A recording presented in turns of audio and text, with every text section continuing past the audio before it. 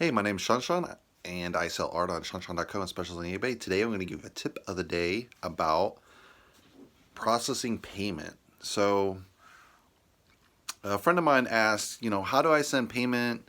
How do I get payment from the Netherlands? I've never set up an online account. I really don't want to go online. And they suggested using Amazon gift cards. What I would say, I used to work in the gift card industry.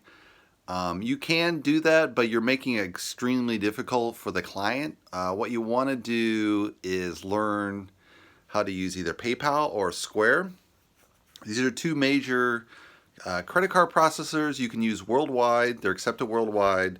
PayPal is more known worldwide, so I would lean towards PayPal, but the fees are basically the same. It's about 3% of sales. You can just bake up your sales. So if you got 100, charge 100 to 3, you've covered your 3% cost. Everyone uses it. Don't send the painting before you get payment. Don't say, hey, I'll check in the mail, or there's sometimes a scam where people say, I'll go send you a check, and then they want money out of the check, and then that's a scam. So set yourself up a PayPal or Square account. You can do invoicing straight from both systems. I have mine set up on PayPal. So I have it set up so I have certain standard pricing by inch.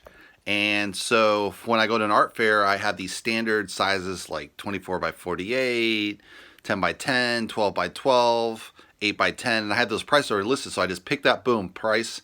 And then I add the tax for my local art fair when I'm on the fly and out the door. And so you can use that as just kind of your basic system. You can add a store, but you don't necessarily need a store. That's more advanced, but I would, long term, I would move towards having a store on your website as well. But initially, just get that PayPal and or Square account set up.